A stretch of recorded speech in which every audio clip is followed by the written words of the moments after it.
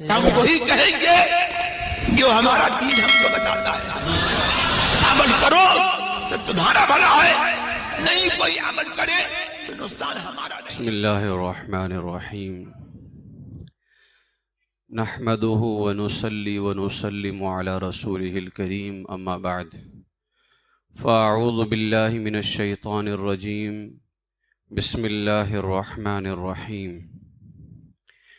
ان اول بیت وضع للناس للذی ببکۃ مبارکا وہدی للعالمین فیہ آیات بینات مقام ابراہیم ومن دخلہ کان آمنا وَلِلَّهِ عَلَى النَّاسِ حِجُّ الْبَيْتِ مَنِ اسْتَطَاعَ إِلَيْهِ سَبِيلًا وَمَنْ كَفَرَ فَإِنَّ اللَّهَ غَنِيٌّ عَنِ الْعَالَمِينَ. صدق اللہ العظیم وبلغنا رسوله النبی الکریم ونحن على ذلك لمن الشاہدین والشاکرین والحمد للہ رب العالمین. بارگاہ رسالت مآب صلی اللہ علیہ وسلم میں درود و سلام کا نذرانہ پیش کر لیں. اللہم صلی علی سیدنا و مولانا محمد معدن الجود والکرم منبع العلم والحلم والحکم وبارک وسلم صلاۃ و سلاما علیک یا رسول اللہ صلی اللہ تعالی علیہ وسلم.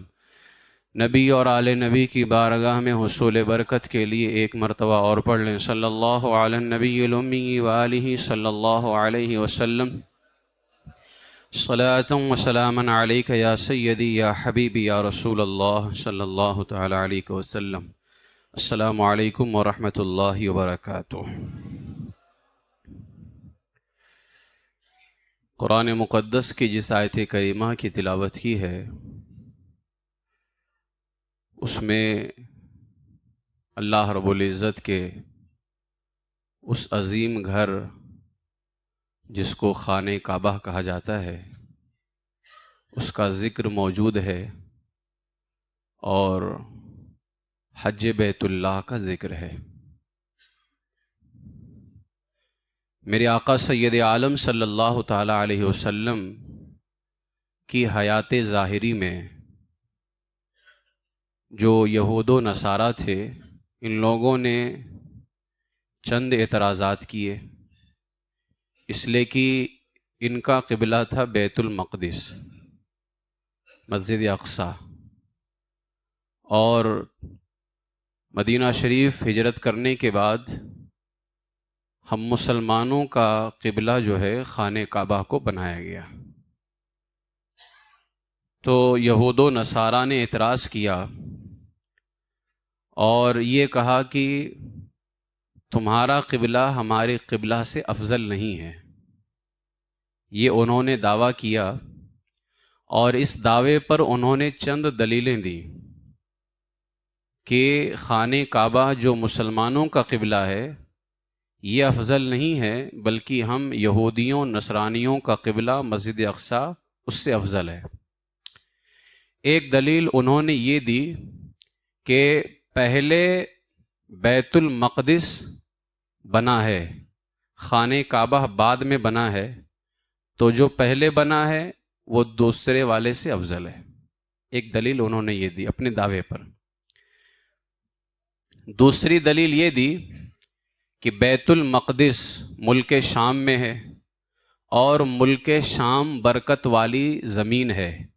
خود اللہ کے رسول علیہ السلام نے دعا فرمائی اللہم بارک لنا فی شامنا، اے اللہ ہمارے ملک شام میں برکت عطا فرما. تو بیت المقدس ملک شام میں ہے اور ملک شام برکت والی زمین ہے، اور قیامت کا میدان بھی ملک شام یعنی شام کی سرزمین پر ہی قائم ہوگا. تو انہوں نے کہا اس بنیاد پر مسجد اقصی خانہ کعبہ سے افضل ہے. یہ دوسری دلیل دی.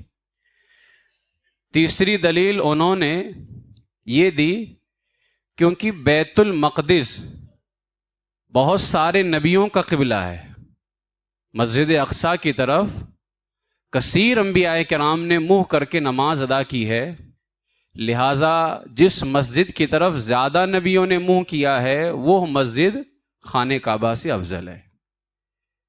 یہ دعویٰ کیا یہودیوں نصرانیوں نے کہ بیت المقدس افضل ہے اور پھر اس دعوے پر انہوں نے 3 دلیلیں دیں کہ پہلے وہ بنا ہے اس لیے افضل، دوسرا انہوں نے یہ کہا کہ یہ برکت والی زمین ہے اس بنیاد پر افضل، تیسرا یہ کہا کہ ادھر زیادہ نبیوں نے منہ کیا ہے اس بنیاد پر افضل ہے۔ اب یہ تو اعتراض کر گئے۔ اللہ تبارک و تعالیٰ نے سورہ آل عمران کی آیت نمبر 96 اور 97 میں اتنا شاندار جواب عنایت فرمایا، 2 آیتوں کے اندر ان کے جوابات بھی اللہ نے عطا فرما دیے اور خانہ کعبہ کی عظمت کو بھی واضح فرما دیا۔ قرآن پاک میں کیا ہے؟ ان اول بیت وضع للناس للذی ببکۃ مبارکا وہدی للعالمین، بے شک سب سے پہلا گھر جو لوگوں کی عبادت کے لیے بنایا گیا وہ ہے جو مکے میں ہے۔ ان کا اعتراض تھا کہ پہلے وہ بنا ہے۔ یہاں انداز دیکھیے گا، کبھی اگر کوئی بات ایسی کرے جو ہونی نہیں چاہیے تو جواب قرآن کا دیکھیے، مسجد اقصیٰ کی توہین نہیں ہو رہی ہے یہاں پر، یہاں خانہ کعبہ کی عظمت کو بیان تو کیا جا رہا ہے، لیکن کہیں یہ نہیں کہا جا رہا ہے کہ وہ مسجد عظمت والی نہیں ہے۔ تو اسی طرح سے آج اہل سنت و جماعت جب صحابہ کی عظمت بیان کرتے ہیں تو کہیں اہل بیت کی توہین نہیں، اور جب اہل بیت کی بیان کرتے ہیں تو کہیں صحابہ کی توہین نہیں ہوتی ہے۔ یہ قرآن کا انداز ہے جو آج اہل سنت و جماعت کو اللہ نے عطا فرمایا ہے۔ اللہ نے فرمایا بے شک سب سے پہلا گھر جو لوگوں کی عبادت کے لیے بنایا گیا وہ ہے جو مکے میں ہے۔ یہ ان کا پہلا جو ان کا اعتراض تھا کہ پہلے وہ بنا ہے اس بنیاد پر، تو اللہ نے فرمایا پہلے یہ بنا ہے۔ پھر ان کا ایک اعتراض یہ بھی تھا نا کہ یہ برکت والی زمین ہے، تو اللہ فرماتا ہے مبارکاً وہدی للعالمین، برکت والا ہے اور سارے جہان والوں کے لیے ہدایت ہے، برکت والا ہے اور سارے جہان والوں کے لیے ہدایت ہے۔ پھر انہوں نے کہا تھا کہ ادھر زیادہ نبیوں نے منہ کیا ہے، تو اللہ تعالیٰ نے قرآن مقدس کے اندر خانہ کعبہ کی عظمت کو کس طرح سے بیان فرمایا؟ اللہ فرماتا ہے فیہ آیات بینات مقام ابراہیم، اس میں یعنی خانہ کعبہ میں کھلی نشانیاں ہیں اور ابراہیم کے کھڑے ہونے کی جگہ ہے، ومن دخلہ کان آمنا، اور جو اس میں داخل ہو گیا امن والا ہو گیا، جو اس میں داخل ہو گیا امن والا ہو گیا۔ وَلِلَّهِ عَلَى النَّاسِ حِجُّ الْبَيْتِ مَنِ اسْتَطَاعَ إِلَيْهِ سَبِيلًا، اور اللہ کے لیے لوگوں پر اس گھر کا حج کرنا فرض ہے جو اس تک یعنی اس گھر تک پہنچنے کی طاقت رکھتا ہے۔ وَمَنْ كَفَرَ فَإِنَّ اللَّهَ غَنِيٌّ عَنِ الْعَالَمِينَ، اور جو انکار کرے تو اللہ سارے جہان سے بے پرواہ ہے، اللہ کو کسی کی کوئی ضرورت نہیں ہے، لہٰذا جو اب انکار کرے گا تو یقیناً وہ اللہ رب العزت کے عذاب کا شکار ہوگا، اللہ کے غضب کا اور اللہ کے قہر کا شکار ہوگا۔ غور کیجئے، اس آیت کریمہ میں اللہ تعالیٰ نے کعبہ معظمہ کی 6 صفات بیان کی ہیں۔ نمبر 1، کعبہ شریف اول عبادت گاہ ہے۔ نمبر 2، کعبہ شریف برکت والا ہے۔ نمبر 3، کعبہ شریف تمام جہانوں کے لیے باعث ہدایت ہے۔ نمبر 4، کعبہ مشرفہ میں اللہ پاک کی واضح نشانیاں موجود ہیں۔ اب یہاں وہ عنوان میرا نہیں ہے، ورنہ میں بتاتا آج جو لوگ اللہ والوں کی یاد مٹانے چلے ہیں تو ان بے عقلوں کو صرف میں اتنا کہنا چاہتا ہوں، صرف اسلام کے 5 ارکان میں سے حج کا رکن اٹھاؤ، جتنے ارکان حج کے اندر ہیں یا تو وہ حضرت ہاجرہ کی یاد ہے یا تو وہ حضرت ابراہیم علیہ السلام کی یاد ہے وہ، اور یہ دونوں خدا نہیں ہیں، یہ اللہ کے بندے ہیں، اور یہ اللہ کے بندے ہیں اور ان کی یاد کو اللہ نے ہمارے حج کا رکن قرار دے دیا۔ جب تک ان کی یاد ہوگی نہیں تمہارا حج ادا ہی نہیں ہو سکتا ہے۔ تو اللہ والوں کی یاد مٹانی نہیں چاہیے، اللہ والوں کی یاد منانی چاہیے، اور یہ اسلام کے اندر یہ ہمیں حکم دیا گیا ہے۔ 5ویں نشانی بیان کی گئی، 5ویں خوبی بیان کی گئی، کعبہ شریف مقام امن ہے، امن والی جگہ ہے۔ 6ٹھی خوبی بیان کی گئی، کعبہ شریف کا حج کیا جاتا ہے۔ اللہ کے گھر دنیا میں بے شمار ہیں، لیکن کہیں بھی حج نہیں کیا جاتا ہے۔ حج اگر کیا جاتا ہے تو اللہ کے اسی گھر پہ جا کے حج کیا جاتا ہے۔ یہ کعبہ شریف کی 6 خوبیاں ان 2 آیتوں کے اندر اللہ تبارک و تعالیٰ نے بیان فرمائی۔ اب اس آیت کے شروع میں جو فرمایا اللہ نے، ان اول بیت وضع للناس، بے شک سب سے پہلا گھر جو لوگوں کی عبادت کے لیے بنایا گیا ہے۔ میں اس پر کچھ روشنی ڈالنا چاہوں گا کہ یہ سب سے پہلے کیسے بنایا گیا، کہ اللہ تبارک و تعالیٰ فرما رہا ہے بے شک سب سے پہلا گھر جو لوگوں کی عبادت کے لیے بنایا گیا۔ اس سے پتہ چلتا ہے کہ کعبہ شریف دنیا کی سب سے پہلی عبادت گاہ ہے، دنیا کی سب سے پہلی عبادت گاہ ہے۔ صحابی ابن صحابی حضرت سیدنا عبداللہ ابن عباس رضی اللہ تعالیٰ عنہما ایک مقام پر حدیث پاک میں فرماتے ہیں کعبہ شریف کو سرۃ الارض، سرہ کہتے ہیں ناف کو اور ارض کہتے ہیں زمین کو، سرۃ الارض یعنی زمین کی ناف۔ سیدنا عبداللہ ابن عباس رضی اللہ تعالیٰ عنہما نے آخر کعبہ شریف کو سرۃ الارض کیوں کہا؟ فرماتے ہیں سرۃ الارض کا معنی ہو گیا زمین کی ناف۔ ناف پورے جسم کے درمیان میں موجود ہوتا ہے، ناف پورے جسم کے درمیان میں موجود ہوتا ہے اور یہ سینٹر پوائنٹ کہلاتا ہے ناف جسم کے اندر۔ سیدنا عبداللہ ابن عباس رضی اللہ تعالیٰ عنہما نے کعبہ کو زمین کی ناف کہا ہے۔ مطلب یہ ہے کہ زمین کے جس ٹکڑے پر کعبہ شریف موجود ہے یہ ٹکڑا سب سے پہلے پیدا کیا گیا ہے اور زمین کو یہیں سے پھیلایا گیا ہے۔ یہ زمین کا ٹکڑا سب سے پہلے پیدا کیا گیا ہے اور یہاں پر کچھ بھی نہیں تھا، نہ زمین نہ آسمان، زمین آسمان تو تھے ہی نہیں۔ تو اللہ کا عرش روایتوں میں آتا ہے کہ عرش الہی پانی پر تھا۔ جب نہ زمین تھی نہ آسمان تو عرش الہی پانی پر تھا۔ اللہ تبارک و تعالیٰ نے ایک زوردار ہوا بھیجی تو اب پانی پر عرش الہی موجود ہے، پانی تو موجود ہے، لیکن جب اللہ تعالیٰ نے ایک زوردار ہوا بھیجی تو اس ہوا کی وجہ سے بڑی بڑی لہریں اس پانی کے اندر پیدا ہوئیں۔ جب لہریں پانی میں پیدا ہوئیں، آپ کو معلوم ہونا چاہیے جب پانی میں لہر پیدا ہوتی ہے تب جھاگ بنتے ہیں، بغیر لہر کے پانی میں جھاگ بنتے ہی نہیں ہیں۔ تو عرش الہی پانی پر تھا، اللہ تعالیٰ نے ایک زوردار ہوا بھیجی، اس ہوا کی وجہ سے بڑی بڑی لہریں پیدا ہوئیں، ان لہروں سے پانی پر جھاگ بنی۔ جب جھاگ بنی پھر اس سے بخارات اٹھے، کیونکہ جب جھاگ بنتے ہیں تو اس کی گرمی اور اس کے جو بخارات ہوتے ہیں وہ آسمان کی طرف اوپر کی طرف اٹھتے ہیں۔ جب بخارات اٹھے نا ان جھاگوں سے تو انہی بخارات کو اللہ تعالیٰ نے اور بلند فرمایا اور انہی بخارات سے اللہ تعالیٰ نے آسمان کو بنایا ہے۔ اسی لیے قرآن پاک میں اللہ تعالیٰ نے آسمان کو دھواں فرمایا ہے، وَهِيَ دُخَانٌ، آسمان کو اللہ نے وَهِيَ دُخَان کہا ہے، یعنی آسمان دھواں تھا۔ تو زمین پر جو جھاگ بنی تھی اللہ نے اس جھاگ کو پھیلایا اور اس سے ہماری یہ زمین بنی۔ اس سے یہ عقیدہ بھی سمجھ میں آیا کہ زمین و آسمان میں پہلے زمین بنائی گئی ہے پھر آسمان بنایا گیا ہے، پہلے زمین بنی ہے پھر آسمان بنایا گیا ہے۔ ہاں زمین بنی پہلے ہے، اس کے بعد جب اس سے جھاگ بنے اور جھاگ سے پانی میں جب جھاگ بنے، جھاگ سے بخارات اور پھر بخارات کو اللہ نے اٹھایا آسمان بنایا۔ تو زمین تو پہلے بن چکی تھی لیکن زمین کو پھیلایا نہیں تھا اللہ تبارک و تعالیٰ نے، آسمان کو بنایا اس کے بعد زمین کو پھیلایا ہے۔ پیدا ہونے میں زمین آسمان سے پہلے ہے اور پھیلانے میں یعنی زمین کو جب پھیلایا گیا یہ آسمان کے پیدا کرنے کے بعد میں ہے۔ آپ کو بات سمجھ میں آ رہی ہے؟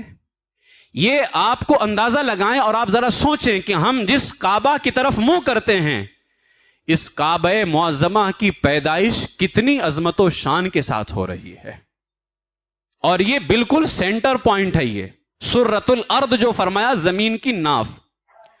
اب یہاں پر حضرت عبداللہ ابن عباس رضی اللہ تعالیٰ عنہما سے روایت ہے کہ یہ جو جھاگ جب لہریں آئی تھیں اور پھر اس سے جھاگ بنا تو حضرت عبداللہ ابن عباس فرماتے ہیں کہ جس جگہ پر یہ جھاگ بنی تھی یہ جگہ کون سی تھی؟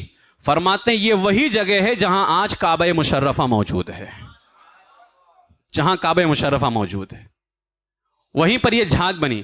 اچھا یہاں پر میں ایک جملہ یہ بھی کہنا چاہوں گا، جھاگ سے ہی تو بخارات اٹھے تھے، تو کعبہ شریف ایسا سینٹر پوائنٹ ہے کہ وہاں پر جھاگ بنے اور پھر وہیں سے زمین کو پھیلایا گیا ہے، لیکن وہ کعبہ صرف زمین کو پھیلانے کا ذریعہ نہیں ہے، صرف وہ زمین کا سینٹر نہیں، بلکہ اگر دیکھا جائے تو وہ آسمان کے لیے بھی سینٹر ہوا کہ اس کعبے کے پاس میں جو بخارات اٹھے تھے وہیں سے اللہ نے بخارات کو بلند کیا اور آسمان بنایا، اور پھر اسی کو اللہ تبارک و تعالیٰ نے پھیلا کر کے زمین بنایا ہے۔ تو کعبہ شریف جس کی طرف ہم منہ کر کے نماز ادا کرتے ہیں اور جس کا طاقت رکھنے والا حج کرتا ہے، اللہ تبارک و تعالیٰ جس کو طاقت عطا فرماتا ہے وہ حج کے لیے جو ہے وہاں جاتا ہے، یہ کتنا عظیم گھر ہے اور کتنی عظمتوں والا ہے۔ فرماتے ہیں کہ یہ زمین کی تخلیق سے، زمین کا جو ٹکڑا جہاں کعبہ شریف آج موجود ہے، فرماتے ہیں یہ زمین کی تخلیق سے 2000 سال پہلے بنایا گیا تھا، زمین کو بھی پھیلایا نہیں گیا تھا۔ 2000 سال پہلے سیدنا ابو ہریرہ رضی اللہ تعالیٰ عنہ سے ایک روایت موجود ہے کہ ابھی زمین کی پیدائش بھی نہیں ہوئی تھی، اس سے 2000 سال پہلے کعبہ شریف پانی میں ایک ٹیلے کی طرح موجود تھا۔ ابھی تو زمین بنائی بھی نہیں گئی تھی، کعبہ شریف پانی میں ایک ٹیلے کی طرح موجود تھا، اور جہاں پانی میں ایک ٹیلے کی طرح، کیونکہ پورا پانی تھا اور عرش الہی پانی پر تھا، اور جہاں کعبہ شریف ہے وہاں ایک ٹیلے کی طرح، جس طرح ٹیلا اٹھا ہوا ہوتا ہے اس طرح وہاں پر کعبہ شریف موجود تھا، اور وہاں پر 2 فرشتے اللہ پاک کی تسبیح بیان کرتے تھے۔ جب اللہ نے زمین کی پیدائش کا ارادہ فرمایا تو اسی ٹیلے سے اللہ نے زمین کو پھیلا دیا ہے۔ تو خانہ کعبہ جو آج کچھ ہنود یہ دعویٰ کرتے ہیں اور ملکوں میں مسلمانوں پہ ظلم کر کے، اور کچھ اتنے ناہنجار ہیں کہتے ہیں کہ ہم وہاں پر بھی جا کر کے جو ہے اپنے باطل معبود بٹھائیں گے۔ ہم نے کہا جب تمہارے باپ دادا کا وجود بھی نہیں تھا تو اس کعبہ مشرفہ میں فرشتے تسبیح کیا کرتے تھے، لہٰذا جہاں سے زمین بھی نہیں بنی تھی اس سے 2000 سال پہلے سے اس جگہ پہ اللہ کی تسبیح بیان ہو رہی ہے۔ جہاں اتنے سالوں سے اللہ کی تسبیح بیان ہو رہی ہو، تم جیسے ہزاروں کیا کروڑوں بھی آ جائیں، ایک ابرہہ بھی آیا تھا، اللہ تعالیٰ نے ابابیل کو بھیج کر کے اس کو ہلاک کر دیا تھا، تو لہٰذا تمہارا بھی یہی حشر ہونے والا ہے۔ یہ الگ بات ہے کہ اللہ تعالیٰ تمہیں اور مہلت دے رہا ہے تاکہ جہنم کی آگ تمہارے اوپر اور زیادہ ہو جائے، یہ اس کی طرف سے مہلت ہے۔ تو کعبہ مشرفہ جہاں آج موجود ہے اس کی یہ عظمت ہے۔ اس سے پتا چلا کہ زمین پر سب سے پہلا گھر کیا ہے، وہ خانہ کعبہ ہے۔ کعبہ شریف کی شان اولیت تو معلوم ہوئی کہ زمین کا سب سے پہلا گھر، ساتھ ہی یہ بھی پتا چلا کہ یہ سب سے پہلا گھر تو ہے ہی، لیکن یہ وہ گھر ہے جہاں سے پوری زمین کو پھیلایا گیا ہے، تو یہ ہمارا سینٹر ہوا۔ اس حوالے سے ایک واقعہ سنتے ہیں امام زین العابدین رضی اللہ تعالیٰ عنہ کی۔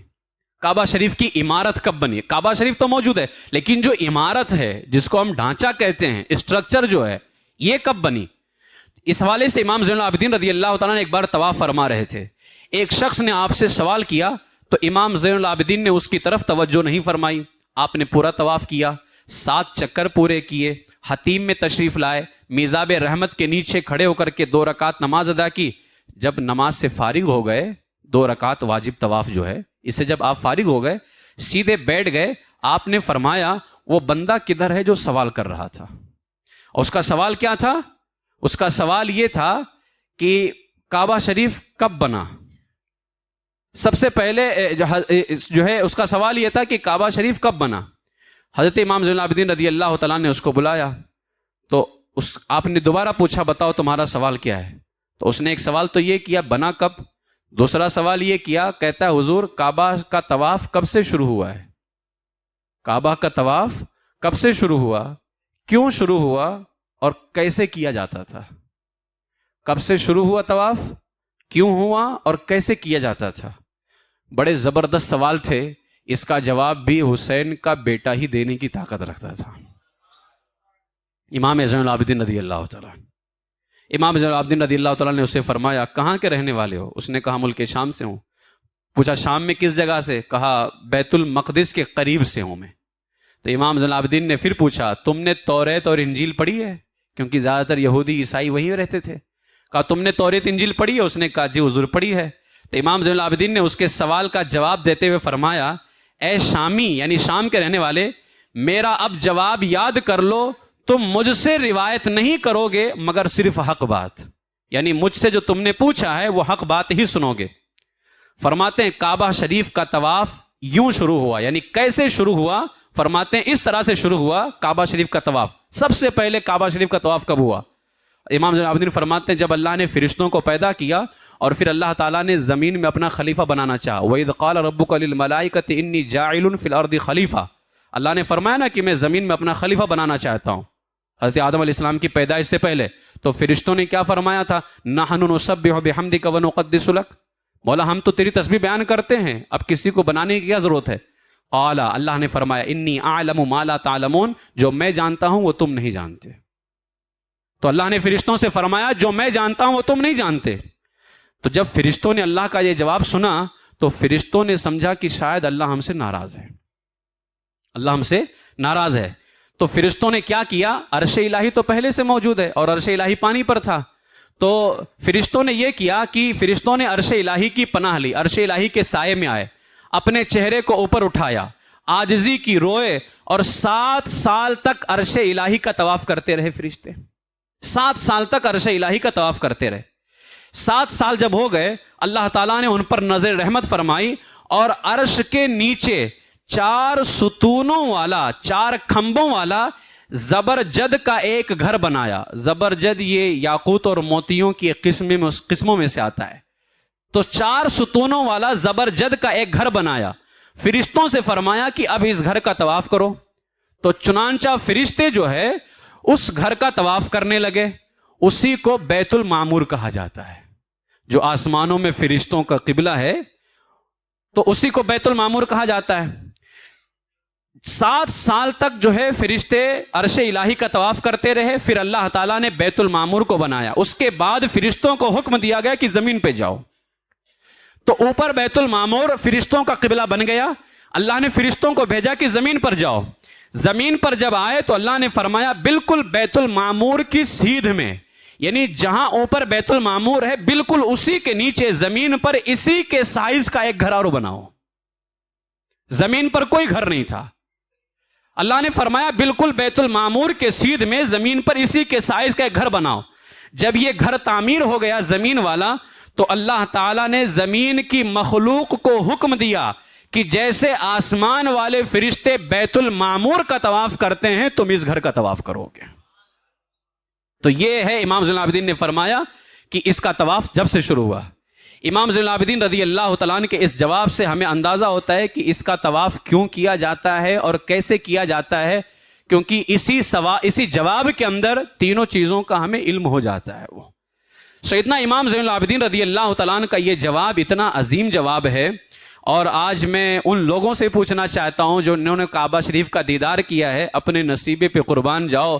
جس گھر کا تم طواف کر رہے ہو اس گھر کا طواف سب سے پہلے اللہ کے معصوم فرشتوں نے کیا ہے، اور یہ اتنی عظمت والا ہے. اس کی عظمت و شان کا اندازہ بھی ہم نہیں لگا سکتے کتنی عظمتوں والا اللہ تبارک و تعالیٰ کا یہ گھر ہے. اب کعبہ شریف کی تعمیر، کیونکہ سب سے پہلے کعبہ شریف جو تھا وہ تو زبرجد کا بنا ہوا تھا. زمین کا کوئی گارا، کوئی زمین کی مٹی یا زمین میں جس طرح سے بنایا جاتے اس طرح کا تو تھا ہی نہیں. وہ حضرت آدم علیہ السلام کی پیدائش سے 2000 سال پہلے بیت المعمور کی بالکل سیدھ میں فرشتوں نے کعبہ کی عمارت بنائی اور یہ پیمائش بیت المعمور کے برابر تھی. اس وقت کعبہ شریف کا طواف جو کرتے تھے صرف زمین کے فرشتے کرتے تھے، کیونکہ کوئی موجود ہی نہیں تھا. آدم علیہ السلام سے پہلے کون تھا؟ تو اس وقت صرف زمین کے فرشتے طواف کرتے تھے. بیت المعمور کا طواف آسمان کے فرشتے کرتے تھے اور خانہ کعبہ کا طواف زمین کے فرشتے کیا کرتے تھے 2000 سال تک. اور اس کا حج اس وقت وہ کرتے تھے، اور آج اس کا حج یعنی خانہ کعبہ کا حج آج زمین والے بھی کرتے ہیں اور آسمان والے بھی کرتے ہیں. حج بیت المعمور کا نہیں ہوتا ہے. بیت المعمور کا صرف طواف ہوتا ہے جو فرشتے کرتے ہیں، آسمان کے فرشتے. لیکن زمین والے خانہ کعبہ کا یعنی اللہ کے گھر کا حج جو ہے زمین والے بھی کرتے ہیں اور آسمان والے بھی کرتے ہیں. یہ اس کو مقام ملا ہے. مفسر قرآن مفتی احمد یار خان نعیمی رحمۃ اللہ تعالی علیہ فرماتے ہیں اس وقت کعبہ شریف زمین کے پتھر وغیرہ سے نہیں بنا ہوا تھا، اس عمارت کا سامان آسمانی سرخ یاقوت تھے. جب کعبہ بنا تھا تو آسمانی سرخ یاقوت تھے. پھر آدم علیہ السلام نے اس کی تعمیر میں کچھ اضافہ کیا، آپ بھی اسی کا طواف کرتے، اسی کی طرف نماز پڑھتے رہے. پھر حضرت آدم علیہ السلام کے شہزادے حضرت شیث علیہ السلام نے اس کی کچھ مرمت کی. نوح علیہ السلام کے مبارک زمانے میں نوح علیہ السلام کے مبارک زمانے تک کعبہ اسی طرح سے رہا. پھر جب طوفان نوح آیا اس وقت جو آسمانی عمارت تھی کعبہ کی، یعنی جو آسمان کی چیزوں سے کعبہ بنا تھا، تو جب طوفان نوح آیا تو طوفان نوح کے وقت میں آسمانی عمارت کو اللہ تعالیٰ نے آسمان پر اٹھا لیا. جگہ موجود ہے، سب کچھ موجود ہے، لیکن جو آسمانی عمارت تھی طوفان نوح کے وقت میں اللہ تعالیٰ نے اس کو اٹھا لیا. ایک جنت کا یاقوت جو رہ گیا تھا اس کو باقی رہنے دیا گیا. آپ کو پتا ہے وہ جنت کا یاقوت کون سا ہے جس کو ہم اور آپ دیکھنے کے لیے بہت کوشش کرتے ہیں؟ اسی کو حجر اسود کہا جاتا ہے. صرف وہی ایک آسمانی رہ گیا تھا، باقی سب اٹھا لیا گیا تھا طوفان نوح کے وقت میں. اور یہ بھی کیونکہ خانہ کعبہ یہ حجاز کے اندر آتا ہے، مکہ شریف، اور مکہ شریف دو بڑے پہاڑوں کے درمیان میں ہے، جبل ابو قبیس اور جبل قعیقوان کے درمیان. یہ دو بڑے پہاڑ ہیں. یہ جبل ابو قبیس جب مروہ پہاڑی سے باہر نکلیں گے، اب وہ تو آج وہاں پر شاہی خاندانوں کے محل تیار ہو گئے ہیں، خمینوں نے تیار کر لیا. ورنہ یہ وہی جبل ابو قبیس ہے جس پہاڑ پر کھڑے ہو کر کے حضور علیہ الصلوۃ والسلام نے چاند کو 2 ٹکڑے فرمایا تھا، اور اسی پہاڑ سے چاند دیکھا جاتا تھا. خلیفہ ہارون رشید کی بیوی نے جہاں سے حضور علیہ الصلوۃ والسلام نے کھڑے ہو کر کے چاند کو 2 ٹکڑے فرمایا تھا، وہاں خلیفہ ہارون رشید کی بیوی نے مسجد ہلال یعنی چاند والی مسجد بنائی تھی. لیکن جب ان شاہی خان جو ہے یہ سعودیہ والوں نے وہاں اپنا محل تعمیر کیا، وہ مسجد وغیرہ سب ختم ہو گئی، آج اس کا کوئی دیدار نہیں ہے وہاں پر. یہ جبل ابو قبیس ہے. اور جب آسمانی جو ہے عمارت کو اللہ نے اٹھایا تھا نا طوفان نوح کے اندر، صرف یہی ایک پتھر باقی رہ گیا تھا. تو یہ پتھر کہاں تھا؟ یہ جبل ابو قبیس پر ہی تھا. یہ جبل ابو قبیس پر تھا. جب ابراہیم علیہ الصلوۃ والسلام کعبہ تیار کر چکے، تب جبل ابو قبیس نے ابراہیم علیہ السلام کو آواز لگایا اور کہا کہ اے ابراہیم، وہ جنتی آسمانی یاقوت جو ہے وہ میرے اوپر رکھا ہوا ہے. تو حضرت ابراہیم علیہ السلام نے اس کو اٹھایا اور کعبہ شریف کے اندر نصب فرما دیا تھا. یہ وہی حجر اسود ہے. تو میرے عزیزو، یہ خانہ کعبہ شریف کی تعمیر جس کو حضرت آدم علیہ السلام نے سب سے پہلے کیا، اور یہ آسمانی عمارت تھی، پھر طوفان نوح کے وقت اس کو اٹھایا گیا. اس کے بعد میں پھر اس کی تعمیر حضرت ابراہیم علیہ الصلوۃ والسلام نے بھی فرمائی. اور حضرت ابراہیم علیہ الصلوۃ والسلام نے جو تعمیر فرمائی اس کی عظمتوں کا تو آپ کو بارہا سننے کو ملتا ہے. آپ بناتے جاتے تھے اور جس پتھر پر کھڑے ہوتے تھے، اس زمانے میں تو لفٹ نہیں تھی نا کہ اوپر نیچے آدمی ہو، تو جس پتھر پر آپ کھڑے ہوتے تھے اور جیسے جیسے دیوار اوپر جاتی تھی، حضرت ابراہیم علیہ الصلوۃ والسلام کا وہ پتھر جس پر آپ کھڑے تھے وہ اوپر اٹھتا چلا جاتا تھا. حضرت اسماعیل علیہ الصلوۃ والسلام نیچے سے گارا دیتے تھے، اب جیسے اوپر سے گارا لینے کے لیے ظاہر سی بات ہے نیچے آنا پڑتا، وہ پتھر پھر نیچے آ جاتا تھا. دوسری طرف جانا ہوتا، کیونکہ 4 کون ہے نا، تو دوسری دیوار کی طرف جانا ہوتا تو وہ خود ہی پتھر ادھر چلا جاتا تھا اس طرح سے. اور وہ پتھر اتنا عظیم ہو گیا کہ حضرت ابراہیم علیہ الصلوۃ والسلام جب اس پر خانہ کعبہ کی تعمیر کر رہے تھے، اس پتھر نے حضرت ابراہیم علیہ الصلوۃ والسلام کے قدموں کو ایسا چوما گویا پتھر نے ابراہیم کے قدم کو چوم کر کے بتا دیا، جو اللہ کے لیے کام کرتا ہے زمین پر اس کا نقش چھوڑ جایا کرتا ہے. اللہ ہی کے لیے تو کام ہو رہا تھا. اور پھر آج بھی وہ پتھر وہاں پر موجود ہے جس کو مقام ابراہیم کہا جاتا ہے. وَاتَّخِذُوا مِن مَقَامِ إِبْرَاهِيمَ مُصَلًّى. یہ جو پتھر موجود ہے یہ مقام ابراہیم ہے، یہاں پر نماز پڑھنے کے لیے کہا جاتا ہے. آخر پتھر کے پاس، پتھر کو تو میرے آقا علیہ السلام نے سارے پتھروں کو مکے سے باہر نکال کر کے پھینک دیا تھا خانہ کعبہ سے، یہ بھی تو پتھر ہی تھا. اس کو کیوں وہاں نصب کیا گیا؟ اور صرف نصب نہیں کیا گیا، اللہ فرماتا ہے یہ وہ پتھر ہے جہاں 2 رکعت نماز ادا کرو گے، اور پتھروں کے آگے تم سجدہ نہیں کر سکتے، لیکن یہ وہ پتھر ہے جہاں تمہیں سجدہ کرنا ہے. پتھر کو سجدہ نہیں ہے، سجدہ اللہ ہی کو ہے، لیکن وہاں تمہیں نماز پڑھنی ہے. آخر کیوں؟ اس بنیاد پر کہ اس پتھر پہ حضرت ابراہیم علیہ السلام کے مبارک قدموں کے نشان بنے ہوئے ہیں. 5000 سال تک یہ جو ڈبہ بنا ہوا ہے، یہ ڈبہ بعد میں بنایا گیا ہے. 5000 साल तक के वो पत्थर इसी तरह से रखा रहा और उस पर इब्राहिम के कदमों के निशान बने रहे।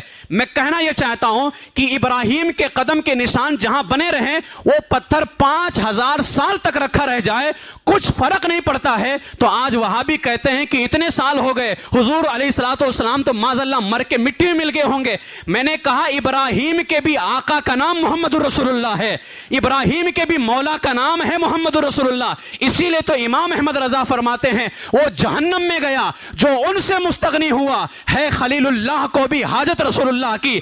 अगर इब्राहिम के कदम 5000 साल तक रखे रहें और मिट नहीं सकता है, तो इब्राहिम के आका व मौला का जिस्म मुबारक कैसे मिट सकता है? लिहाजा ये वहाबी तो बेअकल होते हैं, ये खबीस किस्म के होते हैं। अगर इब्राहिम अलैहिस्सलाम का मुबारक कदम आज भी जिंदा है और उसका निशान बाकी है, हमारा अकीदा है कि सुबह क़यामत तक के मेरे आका अलैहिस्सलाम बिल्कुल उसी तरह से जिंदा रहेंगे जिस तरह अपनी ज़ाहिरी हयात के अंदर थे। वो ये काबा शरीफ की अजमत है जो मैंने मुख्तसर आपके सामने बयान की है। मेरे अजीज़ों, इमाम जलालुद्दीन सयूती ने फरमाया कि काबा शरीफ को 10 मरतबा तामीर किया गया है। अब उसकी तारीख है, ये एक अलग अनुमान है कि काबा को कितनी मरतबा बनाया गया, इंशाल्लाह फिर कभी बयान करेंगे। काबा शरीफ को 10 मरतबा तामीर किया गया है। कुर्बान जाएं हम उसी खाने काबा का उम्रा करते हैं, हज करते हैं। बहुत सारे हजरात मैं लोगों को कहूँगा जवानी में हज कर लो, हज कर लो। लोग शादियों में लाखों लाख रुपया खर्च कर देते हैं, तो क्या हज करने की ताकत नहीं रखते हो? रखते हो। लेकिन नमाज फ़र्ज़ है, रोज़ा फ़र्ज़ है, ज़कात फ़र्ज़ है, उसी तरह से हज भी फ़र्ज़ है। जो लोग मालिक निसाब हो चुके हैं, खुदा के वास्ते ताख़ीर मत करो। आप हर साल जो है न्यूज़ सुनते रहते होंगे कितनी गर्मी होती है हिजाज़ की सरज़मीन पर। बताइए बुढ़ापे के अंदर हज कर सकते हैं? हज करने का जो मज़ा है ना, वो जवानी के अंदर है। जिन लोगों ने हज कर लिया है, अल्लाह ताला उनके हज को कबूल फरमाए। और जो नहीं कर चुके थे, हज़रत इब्राहीम अलैहिस्सलाम ने बनाने के बाद आवाज़ भी लगाई थी कि ऐ लोगों इस घर का हज करो। जो लोग मौजूद थे उन्होंने लब्बैक कहा, हम हाजिर हैं। रिवायतों में आता है कि जो माओं के पेट में थे उन्होंने भी लब्बैक कहा, जो आलम अरवा में था। रिवायतों में आता है कि जिन्होंने 1 मरतबा लब्बैक कहा था वो 1 मरतबा हज करेंगे, जिन्होंने 2 मरतबा कहा था वो 2 मरतबा करेंगे, और जिन्होंने जितनी मरतबा कहा था वो उतनी मरतबा हज करेंगे। वो अल्लाह ताला हमें भी उन लोगों में शामिल फरमाए, हम भी अल्लाह तबारक व तआला के उस घर का दीदार करें और अल्लाह ताला हम सबको मकबूल हज नसीब फरमाए। तो इतनी गुजारिश करूंगा आप हमारे महल्ले के लोगों को, अगर मालिक निसाब हो, शादी ब्याह में लाखों लाख रुपया तुम खर्च कर देते हो, तो क्या तुम्हारे पास ताकत नहीं है? ताकत। लेकिन इसके बावजूद जो खाने काबा का हज करने की ताकत रखे और इसके बावजूद हज ना करे, सख्त गुनहगार होगा। अब उसके अहकाम क्या हैं, इंशाअल्लाह ताला मैं इस साल कोशिश कर रहा हूँ। अपनी मस्जिद के अंदर आप देख रहे होंगे कहीं कहीं 1 दिन का 2 दिन का हज तरबियती कोर्स का एहतमाम हो रहा है।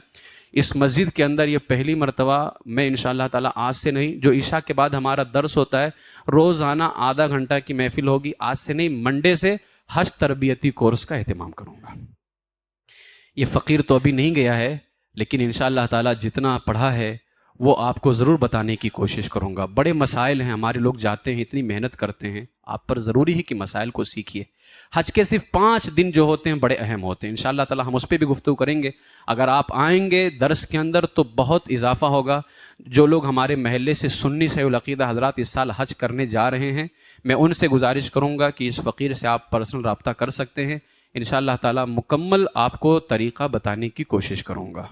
सीखिए, अपने हज को इतनी मेहनत करते हो, इतना पैसा लगाते हो, कितने लोगों का तो हज नहीं होता है मालूम है। ऐसी ऐसी गलतियां करते, उम्रे के अंदर लोग ऐसी ऐसी गलतियां करते हैं, तो हज के अरकान तो उम्रे से बड़े होते हैं, उसको भी बहुत ध्यान देना ज़रूरी है।